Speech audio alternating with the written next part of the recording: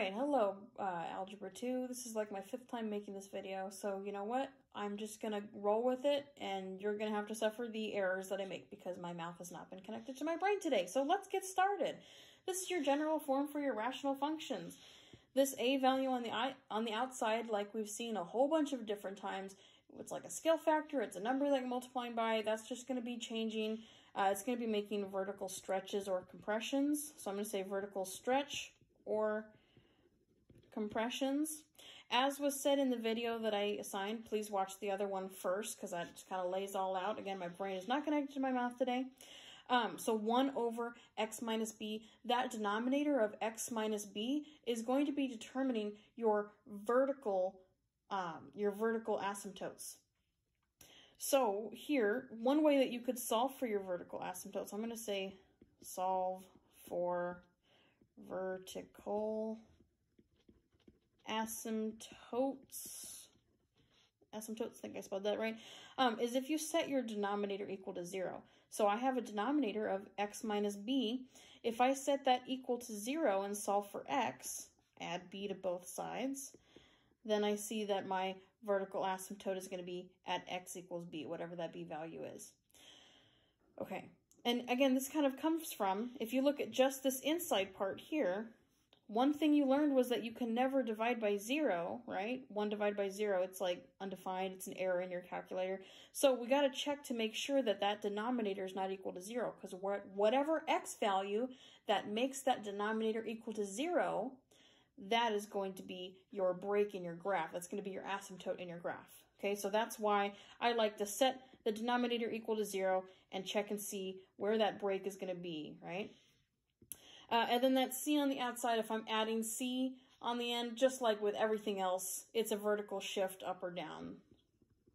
Vertical shift. It's also our horizontal asymptote. All right, there you go. So the vertical shift and the horizontal asymptote are very similar. I forgot to say that the vertical asymptote and the horizontal shift are also very similar.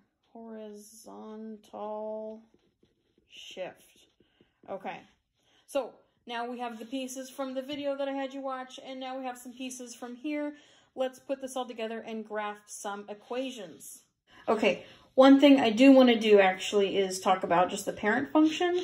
It was talked about briefly in the video again. So f of x equals 1 over x, that's our parent function. Again, we see that there isn't, you know, if I set this denominator equal to 0, x equals 0, there's nothing to solve for because x already equals 0. So that is going to be our vertical asymptote at x equals 0. And we do see that line, that vertical asymptote x equals 0, our function is not crossing it, it's not touching it, it's getting very, very, very close.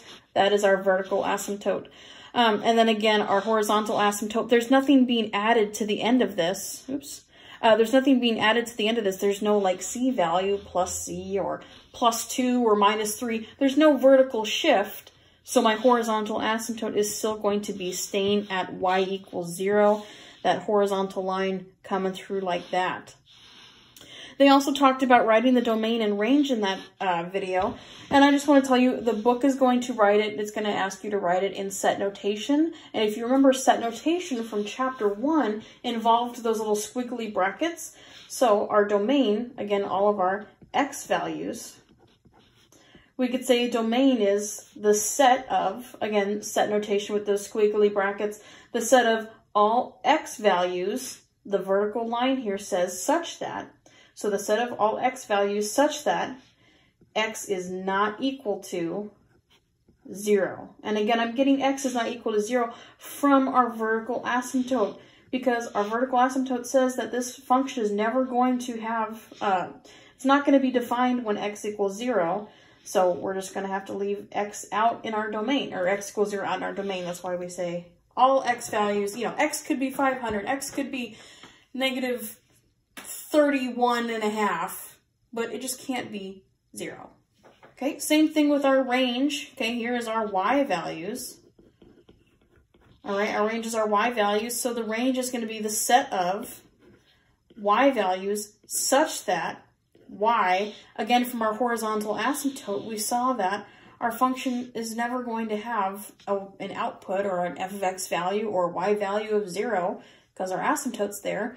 So we have to leave y equals 0 out of our range. So again, this says the set of y such that y is not equal to 0. Okay, let's move on to some more complicated examples. Here's our first example. I have a function g of x equals 1 over x plus 1. So let's start identifying. I've simplified, or I've abbreviated these as vertical asymptote and horizontal asymptote. So again, vertical asymptote, x equals something, horizontal asymptote, y equals something. We can see here to find our vertical asymptote, I just set the denominator of that rational part equal to 0, and my denominator is just x equals 0. Again, there's nothing to solve for. My vertical asymptote has to be at x equals 0, all right? And then our horizontal asymptote is going to be identified by the value that's being added on the outside, right? This plus c value. And here we're adding 1. So our horizontal asymptote is going to be at y equals 1. And if you think about it, this 1 over x plus 1, it's very similar to 1 over x, which had asymptotes of x equals 0 and y equals 0. The only difference between these two here is that I'm adding 1. So it makes sense that my horizontal asymptote would go up by 1 value. Instead of y equals 0, now it's at y equals 1 because I essentially did a vertical shift on this thing. So I'm going to draw my vertical asymptotes and my horizontal asymptotes into here. Again, this vertical asymptote of x equals 0. My horizontal asymptote at y equals 1. So now this is up 1 here. And then again, it doesn't have to be perfect. I just want you to be able to sketch these graphs. I can sketch this as a rational function that looks something like that. And then this one kind of like that. All right, so there would be our rational function.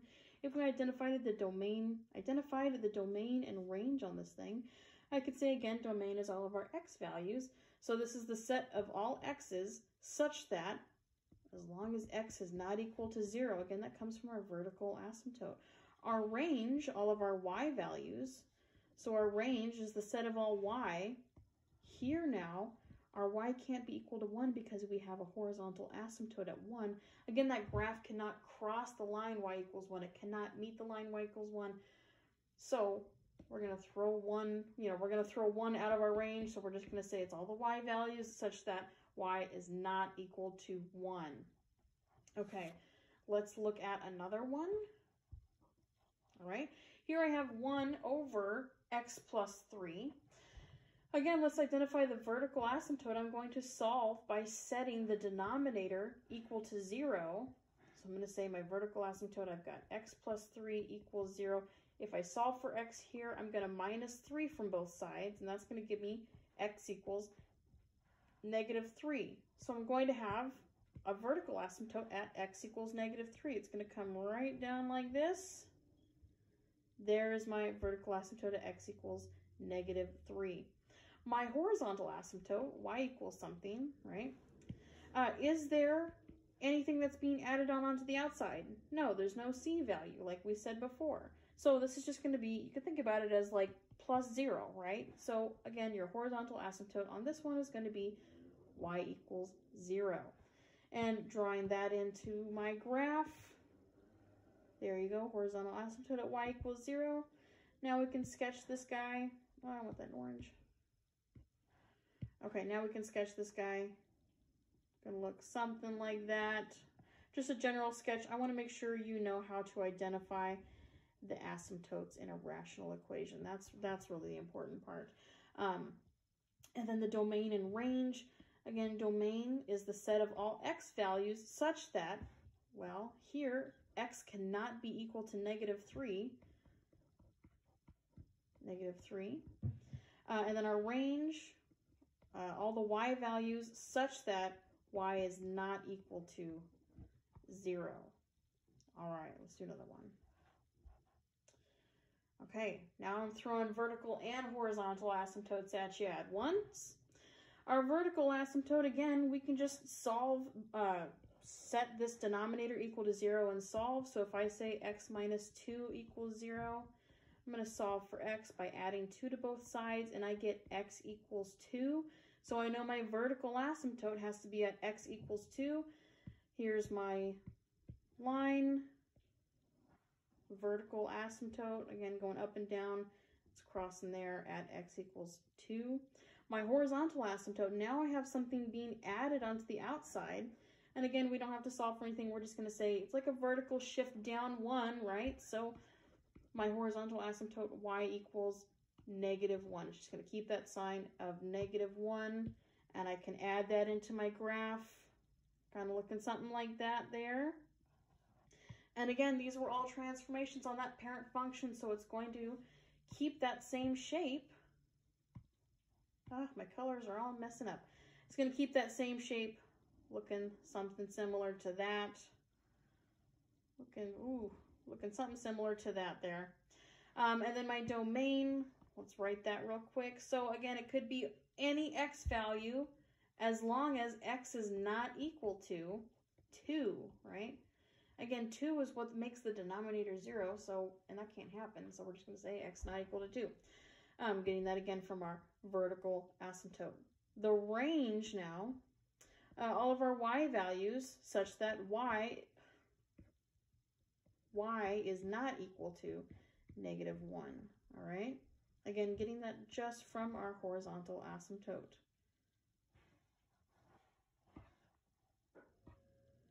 Okay, the last one, g of x equals 2 over x, or I could write it the different way. I could write it as 2 times 1 over x.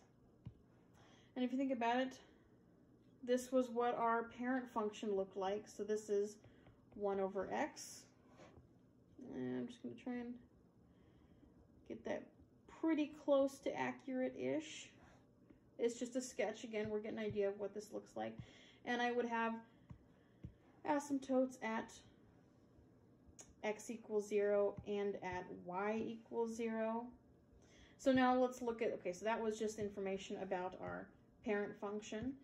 Let's look at this new one. It's 2 times 1 over x. Well, in this thing, if I set this equal to 0, there's nothing to solve for. So my vertical asymptote is still going to be x equals 0. There's nothing being added onto the outside, so it's still going to be y equals 0 for my horizontal asymptote. The only difference now is that I'm multiplying by 2. It is a vertical shift. See, I'm not stopping the video though. Here we go. It is a vertical stretch. I apologize. So when you multiply by 2 on the outside, that's like your a value. You're stretching this thing vertically by a factor of 2. So it takes, essentially what it's doing is it's taking this distance, oh my gosh. Oh, I'm going to lose it here.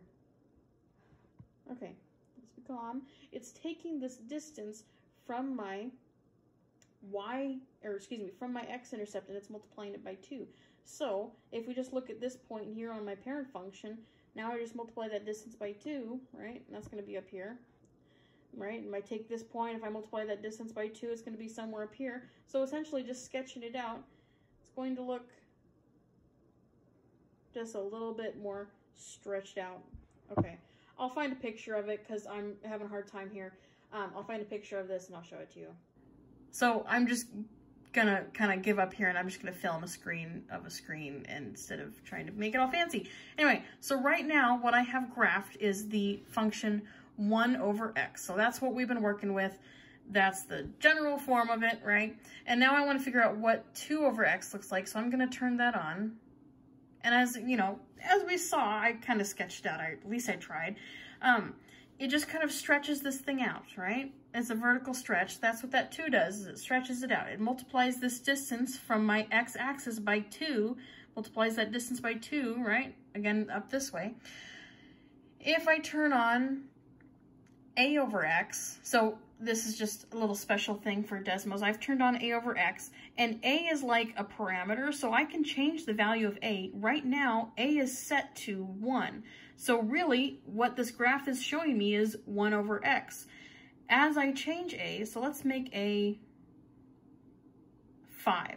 Okay, let's make a 5. Okay, it's call it 5, right? That thing shifted as well. So now it's showing me the graph of 5 over x. I could change it here. Again, now we're seeing about 2 over x. So you see how this thing is shifting or stretching. Okay, that's the, and then you make it negative. You throw a negative in there, right? And it's going to do a reflection across the x-axis. Let's make it positive again. It's going to change. Boom, there it is. Okay, make it negative. Reflection across the x-axis. Woohoo! Okay, I'm having too much fun over here.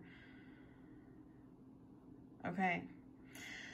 And then here with our 2 over x, again, just to finish it off, we have the same horizontal and vertical asymptotes as the graph 1 over x, and our domain and range is going to be the same as well. We're just going to be throwing out the values of x equals 0 and the values of y equals 0 in our domain and range respectively. Have a great day, guys. Enjoy life. Woohoo!